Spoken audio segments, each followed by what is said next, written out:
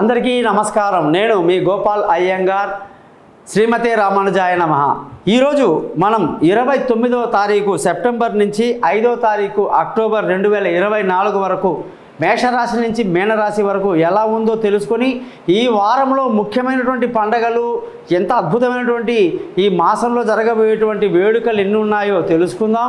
అలాగే మనం 12 రాశులకు వారఫలాలు తెలుసుకుంటూ వాళ్ళ రాశి గురించి చాలా ప్రత్యేకమైన కొన్ని విషయాలు మీకు ఇవాళ చెప్పదలుచుకున్నాను అన్నమాట. ముందుగా ఈ వారం కానీ గ్రహాల పరిస్థితి చూసుకుంటే గురువు వృషభ రాశిలో, కుజుడు మిథున రాశిలో, చంద్రుడు సింహం కన్యా తుల రాశిలో ప్రయాణిస్తూ, శుక్రుడు తులారాశిలో, అలాగే రవి బుధ కేతు 3 గ్రహాలు కూడా కన్యా రాశిలో, శని కుంభరాశిలో, రాహు మీనరాశిలో సంచరిస్తున్నారు. ఈ వారంలో గొప్పతనంగా చూసుకుంటే మనకి ఒకేసారి బుధుడు కన్యారాశిలోకి ఉచ్చస్థితిలోకి రావటం, సూర్యుడు ఆయనతో పాటు ఉండడం, అలాగే శుక్రుడు స్వస్థానంలో ఉండడం, ఒక్క కుజగ్రహం యొక్క కొన్ని ఇబ్బందులు తప్ప జనరల్గా సామాన్యంగా బాగున్నాయి. ఇప్పుడు ఈ వారం మొత్తం మీద చూసుకుంటే మనం నవరాత్రుల్లోకి ఎంటర్ అయ్యేటువంటి వారం అన్నమాట. ఈ నవరాత్రులు ప్రపంచంలోనే అత్యంత పవిత్రమైన వారంలో 9 రోజులు అన్నమాట. ఈ 9 రోజులు నవరాత్రాలు ఎవరైతే ఉపవాసం ఉండి ఉపవాస దీక్ష చేస్తూ అమ్మవారిని కొలుస్తారో వాళ్ళందరికీ కూడా జీవితాంతం సంతోషంగా ఆనందంగా ఉండేటువంటి ఒక అద్భుతమైనటువంటి టైం అన్నమాట. సంవత్సరం పొడుతా మనకి టైం ఉండదు. ఆఫీసులు, జాబులు, టూర్లు ఏమో ఎంజాయ్ చేస్తుంటాం. కానీ ఈ నవరాత్రులు మాత్రం ఎప్పుడైతే ఆశ్వయుజ మాసంలో శుక్లపక్షంలో వచ్చేటువంటి ఈ నవరాత్రులు ఎవరైతే నిష్ఠగా ఉండి ప్రతిరోజు అమ్మవారి యొక్క రూపాన్ని దర్శిస్తూ ఏ రోజుకు ఆ రోజు మారే అమ్మవారి యొక్క అలంకారం అంతా చూస్తూ వాటికి తగినటువంటి అమ్మవారికి నైవేద్యాలు పెడుతూ ఎవరైతే కుటుంబంలో సంతోషంగా ఆనందంగా ఈ వ్రతం చేస్తారో, ఉపవాసం చేస్తారో వాళ్ళకి నవ నాయకులు అంటే 9 మంది అమ్మవారి యొక్క ఆశీస్సులు ఆ కుటుంబంలో ఉంటాయని తెలుసుకోవాలి. మరి మీరందరూ కూడా 12 రాశుల్లో ఒక్కొక్క రాశి యొక్క ప్రత్యేకత ఏమిటి, వాళ్ళ గురించి కొన్ని ముఖ్యమైన విషయాలు ఇవాళ చెప్పి ఆ తర్వాత మీకు నేను ఫలాలు చెప్తాను. ఓపికగా ఆఖరి వరకు చూడండి. ఈ ఛానల్ని మీరు సబ్స్క్రైబ్ చేయండి. మీ జాతకాలు తెలుసుకోవడానికి నన్ను కాంటాక్ట్ చేయండి. పైన 3 నెంబర్లు వాట్సాప్ నెంబర్ ఇచ్చాను. అలాగే thesimpleastrologer.com అనే ఈ ఛానల్ అంటే సింపుల్గా ఎటువంటి ఇబ్బంది లేకుండా మీకు పరిహారాలు చెప్తాను అని దాని అర్థం. తప్పకుండా కాంటాక్ట్ చేయండి. మీ గోపాల్ అయ్యంగార్.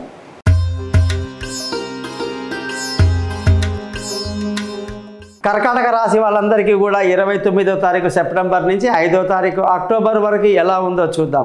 కర్కాటక రాశి అంటేనే మనకు చంద్రుడు అంటేనే అమావాస్య, పౌర్ణమి, హెచ్చు తగ్గులు ఎప్పుడూ ఉంటాయి. కాబట్టి కర్కాటక రాశి వాళ్ళు కూడా వాళ్ళ ప్రవర్తనలో చాలా మార్పులు వస్తుంటాయి. అది వాళ్ళు గమనించాలి. ఒక 5 రోజుల కింద మనం ఎలా ఉండేవాళ్ళం, ఆ తర్వాత ఎలా ఉన్నాం, ఆ పాడ్యమి రోజు ఎలా ఉన్నాం, పంచమి రోజు ఎలా ఉన్నాం, దశమి రోజు ఎలా ఉంటున్నాం, అమావాస్య రోజు, పౌర్ణమి రోజు ఎలా ఉంటున్నాం అనేది ప్రతి కర్కాటక రాశి వాళ్ళు తమల్ని తాము పరీక్షించుకోవాలి. ఇంకొకటి, చంద్రుడు శుభుడు అంటారు. అంటే అష్టమి ఏదైనా సరే కృష్ణపక్ష అష్టమి నుంచి శుక్లపక్ష అష్టమి వరకు చంద్రుడు చాలా మంచివాడు.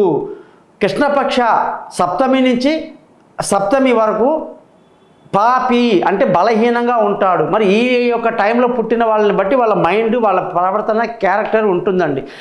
చంద్రుడు ఆధిపత్యం వహిస్తున్నటువంటి ఈ రాశికి పునర్వసు నక్షత్రం 4వ పాదం అంటే గురువు, అలాగే పుష్యమి నక్షత్రం శని 4 పాదాలు, ఆశ్లేష నక్షత్రము మొత్తం 4 పాదాలు, బుధుడు అధిపతి.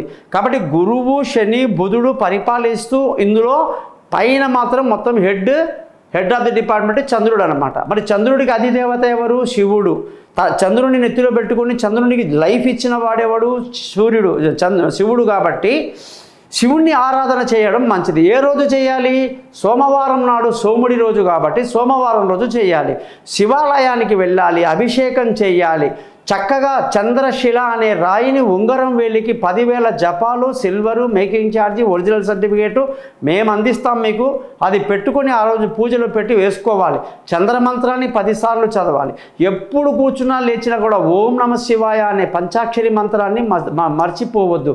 ముఖ్యంగా చంద్రశేఖర అష్టకము, బిల్వాష్టకము, ఇటు లింగాష్టకాలు ఎన్నో ఉంటాయి. అవన్నీ చదువుకుని శివుడి అనుగ్రహాన్ని మీరు ఎంతగా పొందితే మీ అంత బలవంతులు ఇంకెవ్వరూ ఉండరు. మీకు హెచ్చు తగ్గులు, అమావాస్య పున్నమి ప్రాబ్లమ్స్ ఏవి ఉండవు. ఎందుకంటే మీరు మామూలుగానే సెన్సిటివ్ అంటే చంద్రుడు బలంగా ఉన్నాడు అనుకోండి, ఎవరో బాసో ఇంట్లో పెళ్ళామో ఇంకెవరో నైబర్సో ఎక్కడో ఏదో అనేసరికి అలా ఉండిపోతారు. వాడంటే అన్నాడు. ఇంట్లో అందరికీ పొల్యూషన్, భార్యకి నిద్ర పట్టదు, ఇంట్లో ఎవరికి నిద్ర పట్టకుండా చేస్తారు. సెన్సిటివ్ అన్నమాట. సో వాళ్ళది ఓదారుస్తుండాలి. లేదండి మర్చిపోండి అది అయింది ఇలాగా. అయితే ఈ విధంగా కర్కాటక రాశి వాళ్ళకు ఉంది. ఈ వారం కానీ చూసుకుంటే ధన ఆదాయం కానీ మంచి, ఈ వారం అంతా సంతోషంగా ఆనందంగా గడుపుతారు, విందు వినోదాల్లో పాల్గొంటారు, సెల్ఫ్ కాన్ఫిడెన్స్ బాగుంటుంది, అన్నీ బాగుంది. ధన ఆదాయం అనుకున్నట్టుగా లేదు. కుటుంబంలో ఏదో రకమైన సమస్యలు వస్తూనే ఉంటాయి. పిల్లల చదువులో ఇబ్బందులు, ఆటంకాలు ఉంటాయి. ఎందుకంటే నవరాత్రులు కాబట్టి ఈ పిల్లలు ఈసారి చదవరు, ఆడుకోవడంలో ఉంటారు మైండ్.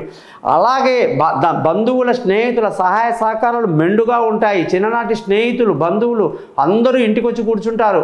ఈ వారం అంతా కూడా బాగా ఎంజాయ్ చేస్తారన్నమాట. బంధువుల యొక్క సహాయ సహకారాలు బాగుంటాయి. మానసిక ధైర్యం, ఇతరులకు సహాయం చేయడంలో ముందంజ అద్భుతంగా ఉంది. విలువైన వస్తువులు, భూములు, వాహనాలు, ఇల్లు అన్నీ కొనడానికి ఎంత అనుకూలమైన వారం అంటే అద్భుతంగా ఉందని చెప్పాలి. ముఖ్యంగా పిల్లల ఆరోగ్యం చాలా కష్టమైన పరిస్థితి. వాళ్ళ మీద బాగా కాన్సన్ట్రేట్ చేసి పెట్టాలి. ఇప్పుడు వైరస్ ఎక్కువ ఉండడం వల్ల పిల్లల మీదకి బాగా పడిషం లాంటిది, బాగా జలుబు, ఒళ్ళు నొప్పులని వస్తున్నాయి. కాబట్టి పిల్లల విషయంలో జాగ్రత్తగా ఉండాలి. దూర ప్రయాణాలు అనుకూలంగా లేవు.